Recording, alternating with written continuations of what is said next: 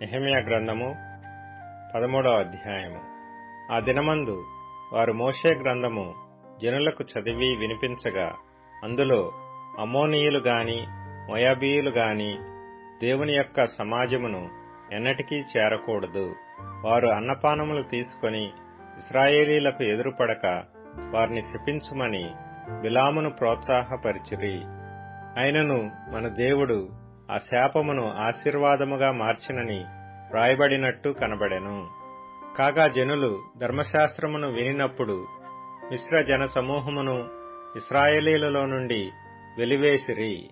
ఇంతకు ముందు మన దేవుని మందిరపు గది మీద నిర్ణయింపబడిన యాజకుడగు ఎల్యాషీబు టోబియాతో బంధుత్వము కలుగజేసుకొని నైవేద్యమును, సాంబ్రాణిని, పాత్రలను, గింజలలో 10వ భాగమును, క్రొత్త ద్రాక్షారసమును, లేవీయులకును, గాయకులకును, ద్వారపాలకులకును ఏర్పడిన నూనెను, యాజకులకు తేవలసిన ప్రతిష్ఠిత వస్తువులను పూర్వము ఉంచు స్థలమునొద్ద అతనికి ఒక గొప్ప గదిని సిద్ధము చేసి ఉండెను.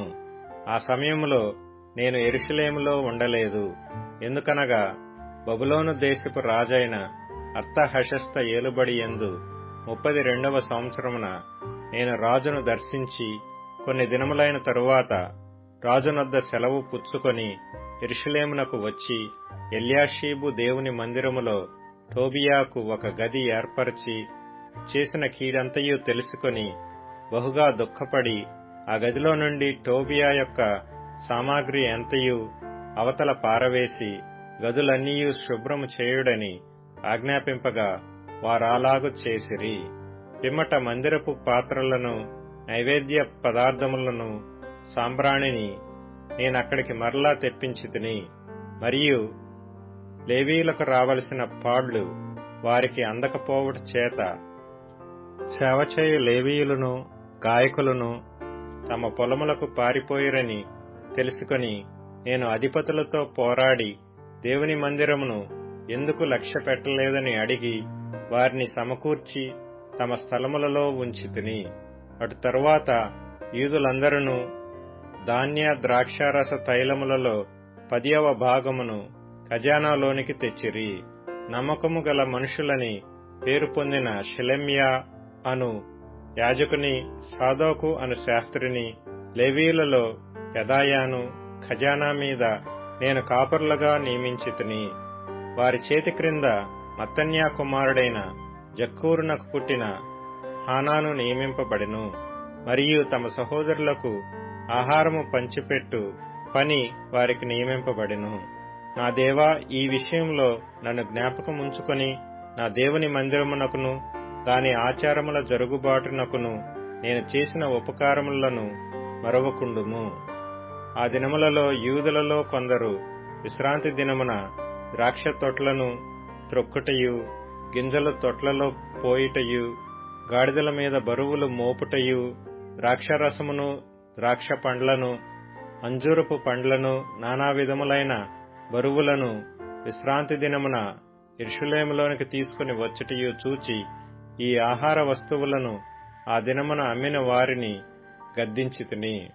తూరు దేశస్థులను కాపురముండి యెరూషలేములోను విశ్రాంతి దినములో యూదులకును చేపలు మొదలైన నానావిధ వస్తువులను తెచ్చి అమ్ముచుండిరి.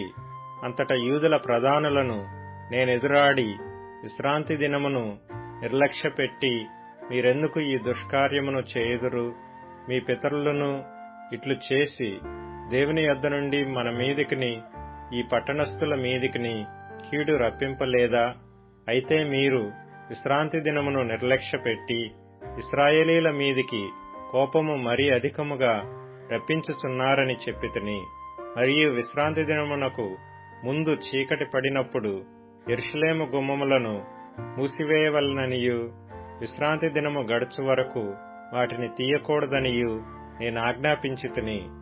మరియు విశ్రాంతి దినమున ఏ బరువైనను లోపలికి రాకుండా గుమ్మముల యొద్ద నా పనివారిలో కొందరిని కావలియించితిని. వర్తకులను, నానా విధములైన వస్తువులను అమ్మువారును 1-2 మార్లు యెరూషలేము అవతల బస చేసుకొనగా నేను వారిని గద్దించి వారితో ఇట్లంటిని: మీరు గోడచాటున ఎందుకు బస చేసుకొంటిరి? మీరు ఇంకొకసారి ఇలాగు చేసిన ఎడల మిమ్మను పట్టుకొందునని చెప్పితిని. అప్పటి నుండి విశ్రాంతి దినమున వారు మరి రాలేదు. అప్పుడు తమను తాము పవిత్రపరచుకొనవలెననియు విశ్రాంతి దినమును ఆచరించుటకు వచ్చి గుమ్మములను కాచుకొనవలెననియు లేవీయులకు నేను ఆజ్ఞాపించితిని. నా దేవా, ఇందును గూర్చియు నన్ను జ్ఞాపకముంచుకొని నీ కృపాతిశయము చొప్పున నన్ను రక్షించుము. ఆ దినములలో అష్డోదు, అమ్మోను, మోయాబు సంబంధులైన స్త్రీలను వివాహము చేసుకొనిన కొందరు యూదులు నాకు కనబడిరి. వారి కుమారులలో సగం మంది అష్డోదు భాష మాట్లాడువారు. వారు ఆయా భాషలు మాట్లాడువారు గాని యూదుల భాష వారిలో ఎవరికినీ రాదు. అంతటా నేను వారితో వాదించి వారిని శపించి కొందరిని కొట్టి వారి తల వెంట్రుకలను పెరికివేసి, మీరు వారి కుమారులకు మీ కుమార్తెలను ఇయ్యకయు, మీ కుమారులకైనను మీకైనను వారి కుమార్తెలను పుచ్చుకొనకయు ఉండవలెనని వారి చేత దేవుని పేరట ప్రమాణము చేయించి ఇట్టి కార్యములు జరిగించి, ఇశ్రాయేలీల రాజైన సొలొమోను పాపము చేయలేదా?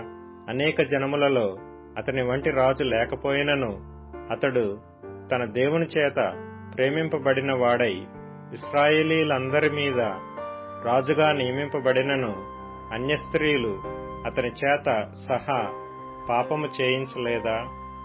కాగా ఇంత గొప్ప కీడు చేయునట్లును మన దేవునికి విరోధముగా పాపము చేయునట్లును అన్యస్త్రీలను వివాహము చేసుకొనిన మీ వంటి వారి మాటలను మేము ఆలకింపవచ్చునా అని అడిగితిని.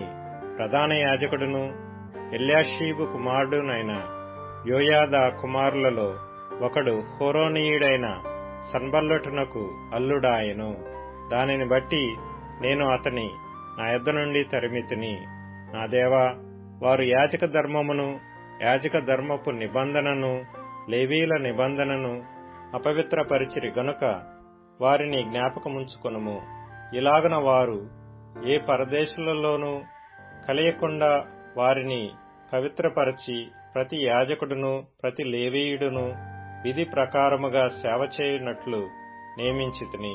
మరియు కావలసి వచ్చినప్పుడెల్లా కట్టెల అర్పణను ప్రథమ ఫలములను తీసుకొని వచ్చున్నట్లుగా నేను నియమించితిని.